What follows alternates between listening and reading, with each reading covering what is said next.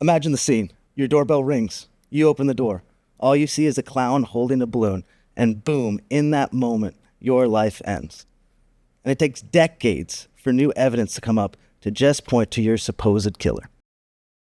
Welcome to the show. I'm your host, Will. I'm here alongside Eric Spikin, who is a forensics expert. Eric, tell us about that one time you had a killer clown case. Well, this really was a killer clown. So of the things that were undisputed in the case, there is a clown that knocks at the door, shoots a married woman, leaves the balloons and the string, and escapes in a white car. That part, all the witnesses agree on. It actually happened, and the person died that was shot. It was 27 years later before an arrest is made in the case. Okay, so give us a little more of that plot line. So the woman that was killed was married. Her husband was having an affair with another woman. That person, of course, became one of the first suspects. The husband had what I understand to be an airtight alibi. He was at lunch with a bunch of people. Couldn't have been him. That was off the table. The woman who he eventually married became a suspect. The description, though, of the clown as to the height, the build, even the color, was a little bit mixed. But the problem was the witnesses were 4 young kids. One of them watched their mother get shot. So it was very difficult to get an accurate description from younger kids as to what exactly they saw in such a traumatic moment. And it led to no arrests. So this happened, I believe, in 1990 or 1991, and no arrest is made. So as we've talked about before with cold cases, they're typically convened or reconvened or re-examined when there's an increase in technology that will allow some portion of the case to be re-examined to get more evidence than it could before. So for instance, in this case, it was DNA.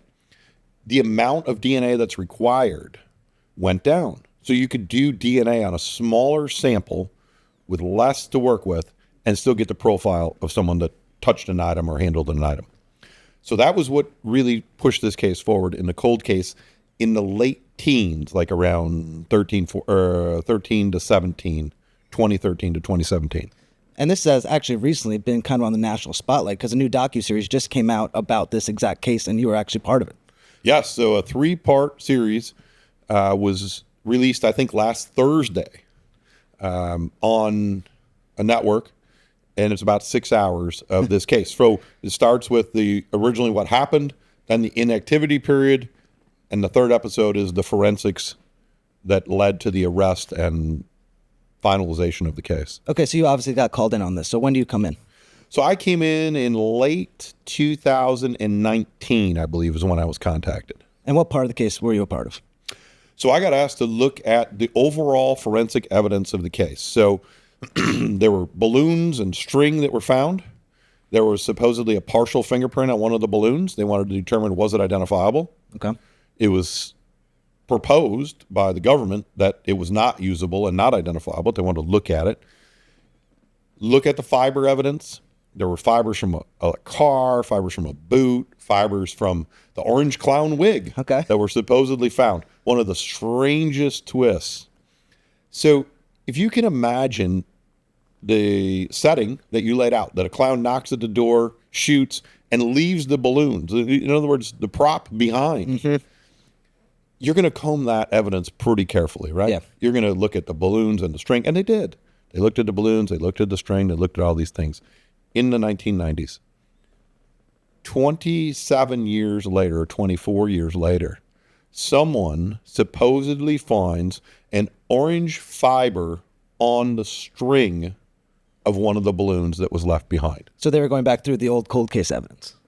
So they're going back through the evidence as part of a cold case review, and miraculously now they find this orange piece of a wig, allegedly. Really crazy, because it should have been combed over, and it was combed over many times by many people. And then just got missed every single time. Allegedly. Yeah. Highly suspicious that the most obvious piece of evidence that would have been left behind was just glanced over for all those years. Now, they didn't actually recover the wig or the clown outfit. Okay, it's just one string. Well, actually, that was on the balloon. It's not like they found a clown outfit in a dumpster 2 miles away, and they said this is the outfit the clown was wearing. What they went to was a costume shop, and the person in the costume shop said a woman bought a clown suit several days ago, and this is the kind of clown suit that they bought. So they had the orange hair from that, or the fake orange hair it would be, and they said, okay, let's see if that fake orange hair from the costume shop matched the orange hair that we just found that was on the balloon string that we never noticed was there for 24 years. Yeah, because in the 90s, you can't just order a clown costume off Amazon.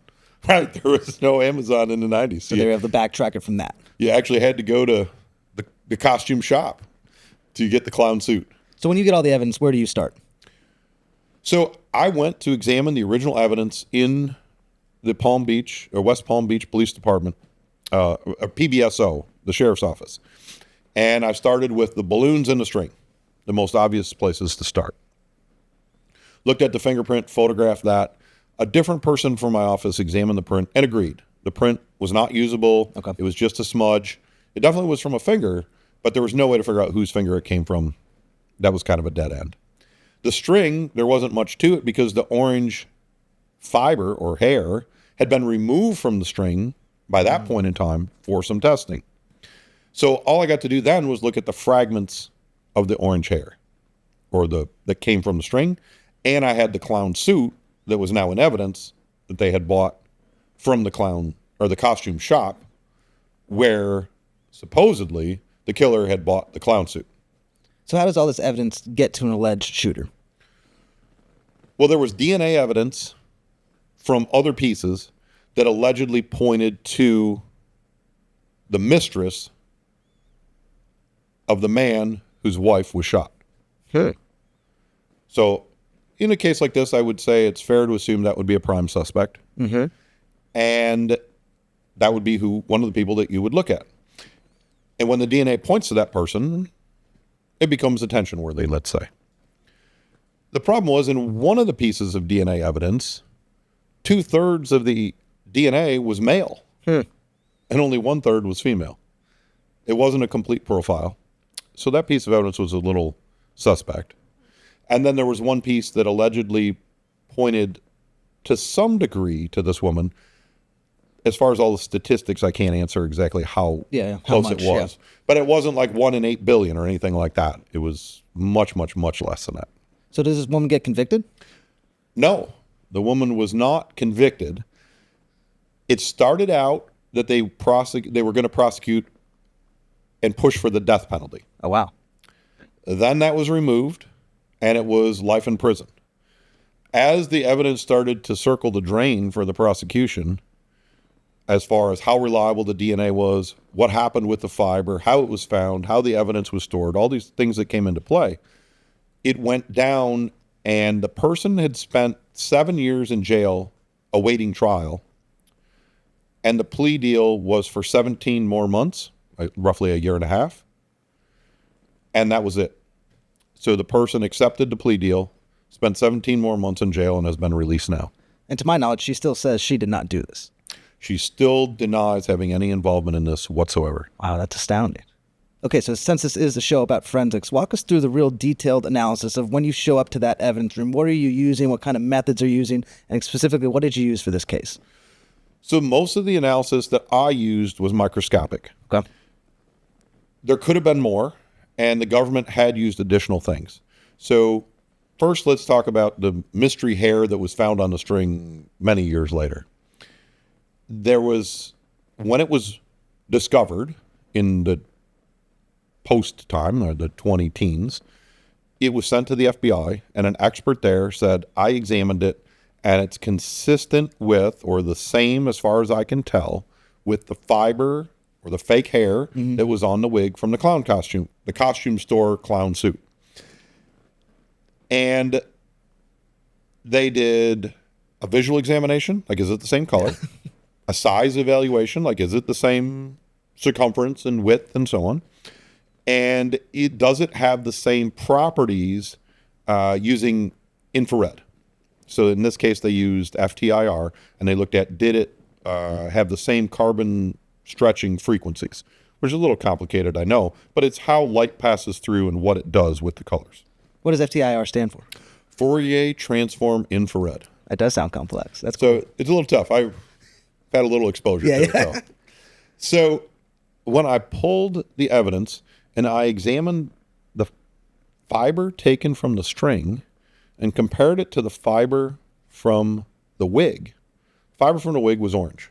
No big shocker there. It was orange when they bought it. Yeah. It's still orange, right? When I looked at the fiber in the microscope slide, it was gray. It wasn't orange. I said, there's no way. And I put the two side by side and I photographed them and I showed it to my client, the attorney. I said, you think an FBI expert actually looked at these two pieces and said, these are the same color? Either he's making it up or he never did the step. And he said, oh my word. So that was pretty much the end of the fiber examination. It couldn't have been. There's no way.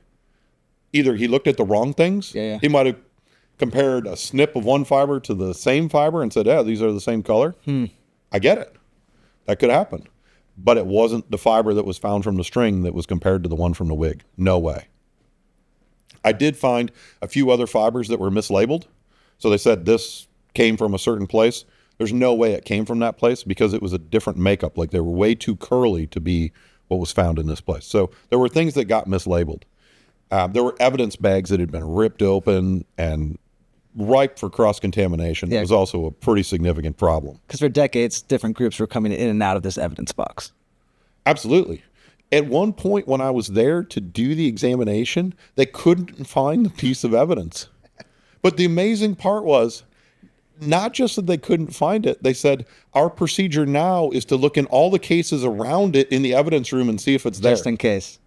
They had a procedure for locating it to look around it. Like this is something that happened all the time. I was stunned. 2 hours later, they found the evidence and they brought it to me to examine. Wow. So when it comes to fingerprints, you said you found one fingerprint, but it wasn't viable.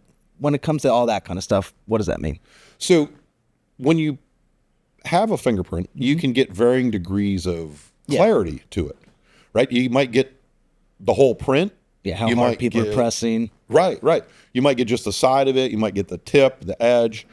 And in order to identify a print, you have to have enough unique characteristics to say, it is this person's print to the exclusion of other people. Okay.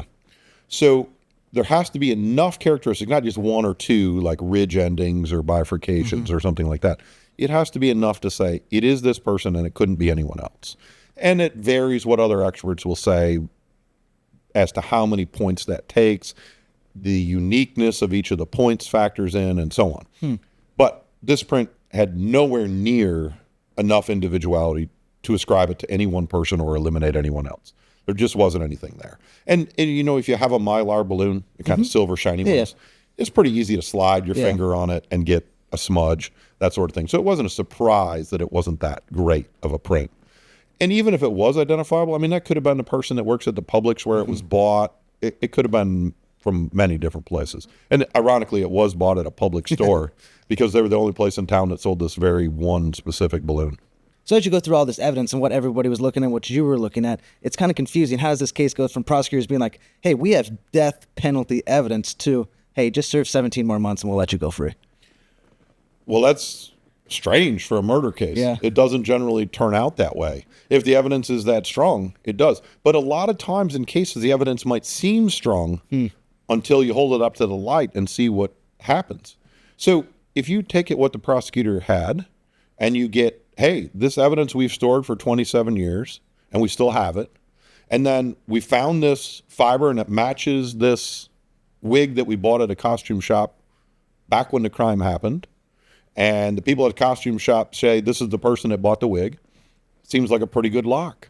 And then you've got DNA saying, what, our prime suspect, the mistress who he later married, would be the obvious person to shoot the wife, and the DNA kind of looks like hers. It becomes the evidence starts to fit together. And then when you start looking at things like, wow, most of the DNA was actually male. The fiber isn't even the same color I said it was. The guy who's saying it matches is wrong on just the most basic, that it's not even the same color. What did he look at? Now, I don't, to this day, know what he looked at, but it wasn't what he thought. And now when you're the prosecutor, you're starting to think, oh my goodness.